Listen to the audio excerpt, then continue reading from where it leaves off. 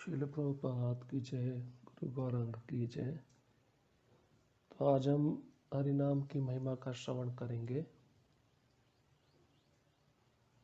चैतन्य चरितमृत के आदि लीला से 17वें अध्याय का 22वां श्लोक है, जो बहुत ही प्रसिद्ध है। और ये श्लोक हमको शिक्षा देता है कि कृष्ण इस कलयुग में हरिनाम के रूप में अवतरित होते हैं। कली काले नाम रूपे कृष्ण अवतार, नाम है तिहाय सर्व जगत निस्तार। नाम बिनु कली काले नहीं आर धर्म, सर्व मंत्र सार नाम यही शास्त्र मर्म। तो कृष्णदास कविराज गोस्वामी कहते हैं कि इस कलयुग में कृष्ण जो हैं वह नाम के रूप में आते हैं, प्रकट होते हैं। और इसी नाम के द्वारा ही, हरि नाम के द्वारा ही पूरे जगत का उद्धार करते हैं। पूरे जगत में जितने जीव हैं उनको बंधन से मुक्त करते हैं। और इस कलयुग में भगवान के नाम के अतिरिक्त और कोई परम धर्म नहीं है। और ये हरि नाम ही सब मंत्रों का सार है और सब शास्त्रों का सार है।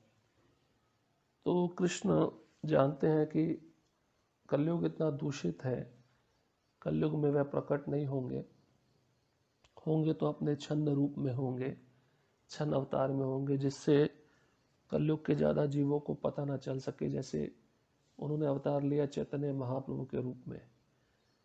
तो कलयुग में जो नाम की महिमा है वो बहुत श्रेष्ठ है।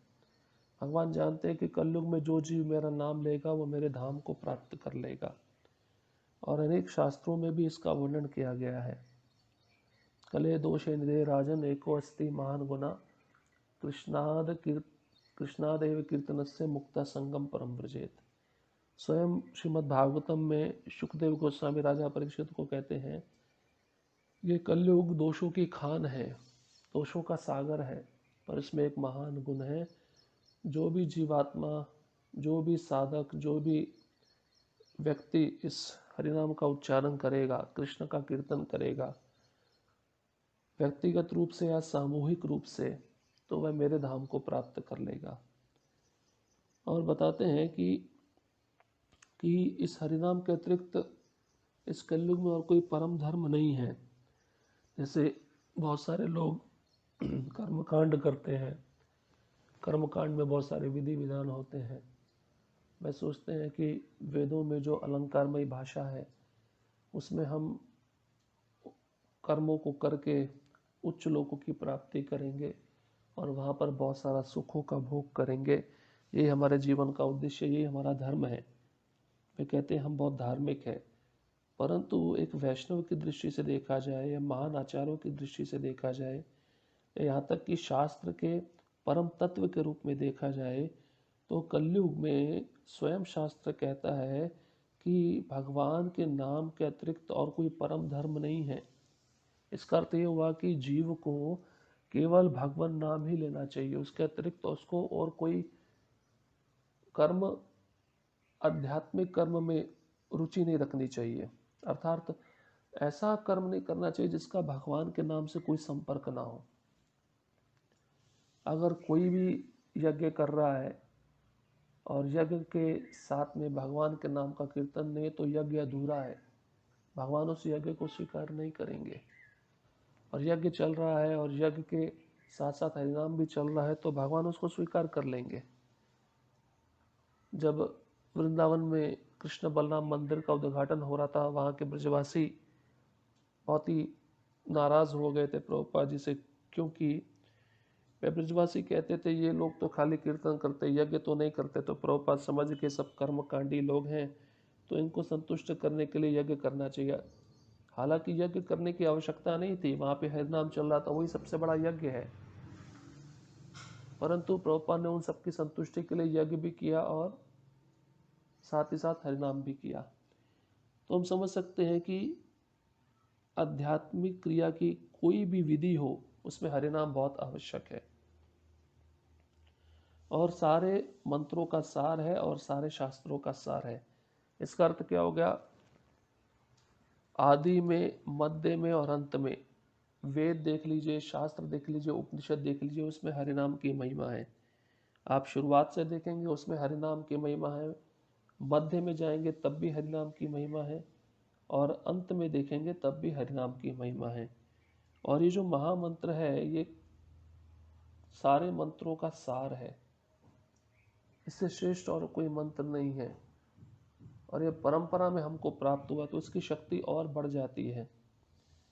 आचार्य जब हमें ये मंत्र प्रदान करते हैं, भागवतम में बताया गया है, जब मंत्र हम शुद्ध भक्त से प्राप्त करते हैं तो उसकी शक्ति, उसकी शुद्धता और बढ़ जाती है। हालांकि वो पहले से शुद्ध है, पहले से शक्तिशाली है, परंतु शिष्य को एक आध्यात्मिक साक्षात्कार कराने के लिए, उसके अंदर शक्ति प्रकट करने के लिए, उसकी जो आत्मीयता है, उसकी जो शक्ति और बढ़ जाती है। तो इससे हम समझ सकते हैं कि हरिनाम जो कृष्ण का नाम है, ये कलयुग में केवल जीवों का उद्धार करने के लिए हुआ है। जहाँ पर भगवान नहीं पहुँच पाते, उनका नाम पहुँच जाता है, तो वो नाम जब बद्धजीव लेता है तो उससे मुक्त हो जाता है। आप अजामिल का उदाहरण देखिए। जो अजामिल था वह इतना पापी होने के बाद भी अपने अंतिम समय में भगवान नाम उच्चारण किया, और भगवान नाम उच्चारण करने पर ही उसको भगवत प्राप्ति हो गई। अजामिल इसका प्रत्यक्ष उदाहरण है। और देखिए नरसिम्हा पुराण में एक बहुत सुंदर कथा आती है, किस प्रकार से हरिनाम जीव का उद्धार करता है।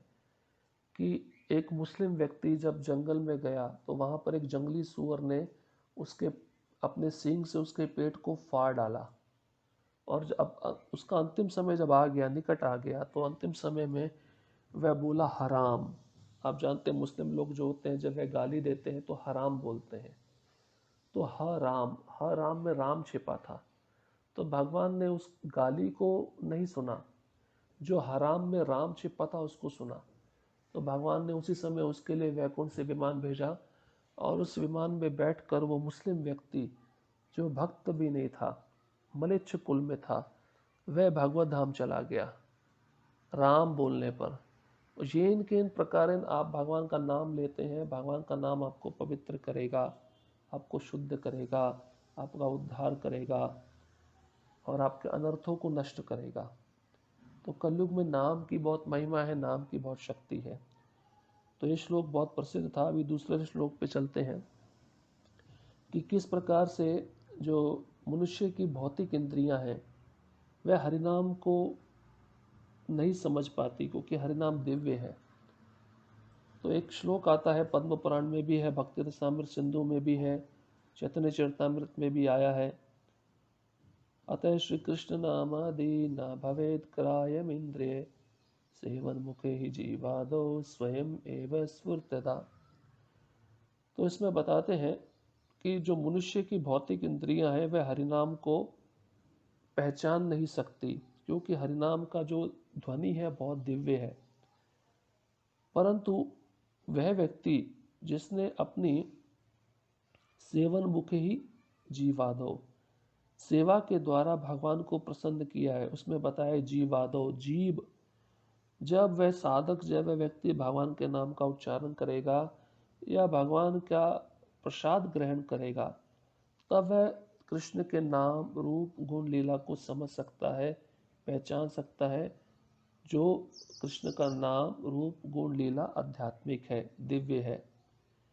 तो जैसे वो नाम लेना शुरू करेगा तो उसके हृदय में कृष्ण के प्रति सेवा भावना जागृत हो जाएगी। नाम की महिमा ऐसी है। जब, क्योंकि हम जब महामंत्र बोलते हैं तो उसका अर्थ क्या है? हम कहते हैं हे राधा रानी, हे कृष्ण, मुझे अपनी सेवा में नियुक्त करो। तो बताते हैं कि नाम लेने से ही जीव के हृदय में कृष्ण के प्रति सेवा का भाव जागृत होता है। ये दूसरी महिमा है नाम की। और जैसे जैसे वो नाम लेता जाएगा, जबकि उसकी इंद्रियां भौतिक है, जड़ पदार्थों का संग करने के कारण दूषित हो चुकी हैं, प्रकृति के 3 गुणों का संग करने के कारण दूषित हो चुकी है, पर जैसे जैसे वह नाम लेता जाएगा वैसे वैसे अपने हृदय से वह अनर्थों को नष्ट करता जाएगा, और साथ ही साथ उसके अंदर कृष्ण के प्रति सेवा भावना जागृत हो जाएगी।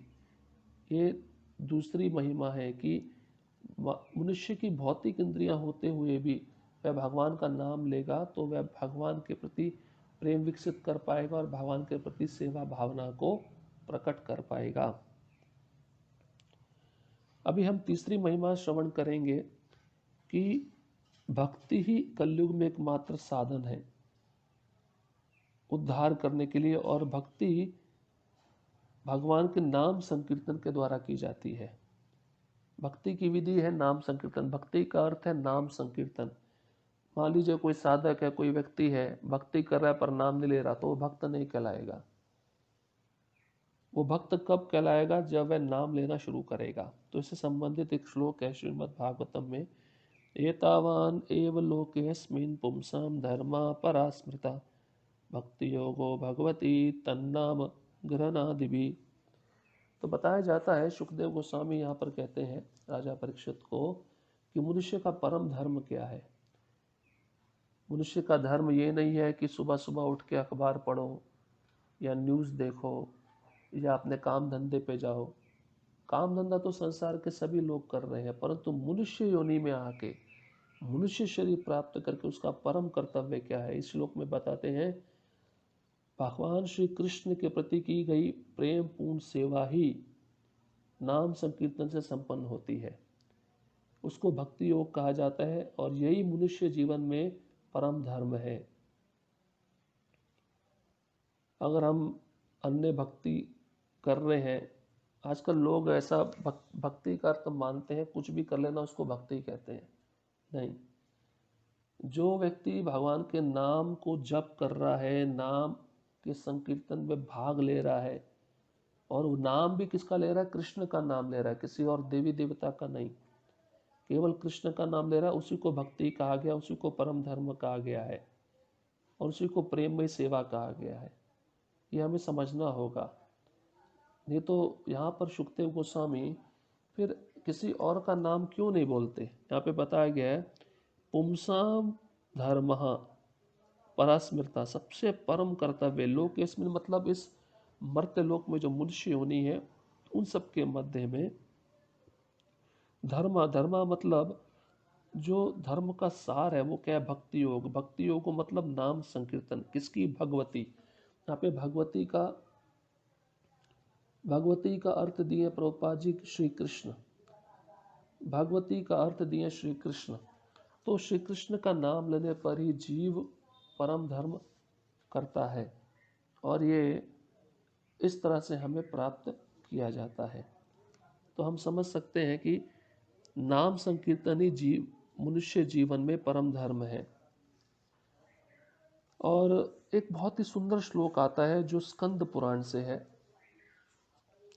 बहुत ही महत्वपूर्ण श्लोक है। इसमें बताते हैं, गो कोटि दानम ग्रहणे खगस्य प्रयाग गंगोदका कल्पवासः यज्ञायुतम मेरु सुवर्ण दानम गोविंद कीर्तेर्न समम सतंशः। ये श्लोक स्कंद पुराण में भी है, लघु भागवतामृत में भी है और हरि भक्ति विलास में भी है। तो ये इस श्लोक के द्वारा हम समझ सकते हैं कि कोई सत्कर्म करे, सत्कर्म करे, सत्कर्म मतलब पुण्य कर्म करे किसी भी प्रकार का, पर वो हरिनाम से उसकी तुलना नहीं की जा सकती।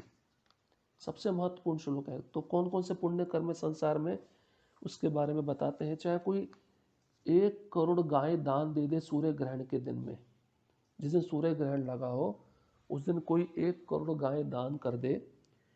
और दूसरा पुण्य कर्म है, कोई प्रयाग और गंगा के तट पर 1 कल्प तक रहे।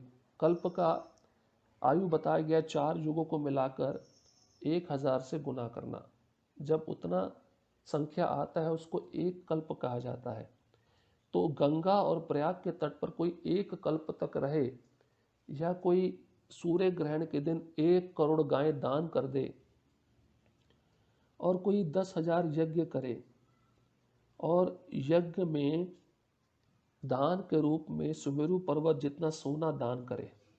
सुमेरु पर्वत बहुत बड़ा है, सुमेरु पर्वत जितना सोना दान करे यज्ञ के बाद। हाँ, और बताया जाता है कि ये सब पुण्य कर्म भी हरिनाम के 100वें अंश के बराबर भी नहीं है। क्योंकि हम जब 10 नाम अपराध उच्चारण करते हैं तो उसमें बोलते हैं ना, पुण्य कर्म है उसको भगवान नाम के समान समझना, ये बहुत बड़ा अपराध है। तो यहाँ पे बताया गया पुण्य कर्म की तुलना कभी भी हरिनाम से नहीं की जा सकती। और कोई व्यक्ति ऐसा सोचे कि मैं 1 करोड़ गाय दान किया हूँ और मैं हरिनाम नहीं लूँगा तो श्रेष्ठ हो गया, ये कर्म ज़्यादा श्रेष्ठ है हरिनाम से। या मैं 1 कल्प तक प्रयाग और गंगा के तट पे रहा हूँ और ये श्रेष्ठ है हरिनाम से, नहीं। या मैंने यज्ञ किया है 10,000 और मैंने सुमेरु पर्वत के जितना सोना दान किया है तो ये श्रेष्ठ है हरिनाम से, नहीं, बहुत बड़ा अपराध है। ये पुण्य कर्म भी हरिनाम के 100वें अंश के बराबर भी नहीं है। आचार्य कहते हैं हरिनाम के बराबर तो छोड़ दो, 100वें अंश के बराबर भी नहीं है। तो आप सोचिए हरिनाम की महिमा कितनी श्रेष्ठ है। और हमारे आचार्य हैं भक्तिविनोद ठाकुर, उन्होंने तो गीत गाया है, उदिल अरुणा पूरब भागे द्विजमणि को रामनि जागे। तो उसके अंतिम पंक्ति में बताते हैं कि नाम बिना किछु नाई कार 14 भुवन मांझे। मैं क्या देखता हूँ, ये जो 14 भुवन से बना पूरा ब्रह्मांड है, इसमें नाम के अलावा कुछ नहीं है। अगर हरिनाम को एक जगह पर रख दो तराजू में और दूसरी जगह पे पूरे ब्रह्मांड को रख दो, तब भी तुलना नहीं की जा सकती, ये बहुत बड़ा अपराध हो जाएगा। तो हरिनाम की तुलना किसी भी पुण्य कर्म से नहीं की जा सकती, किसी भी प्रकार की तपस्या से नहीं की जा सकती। हरिनाम केवल हरिनाम ही है।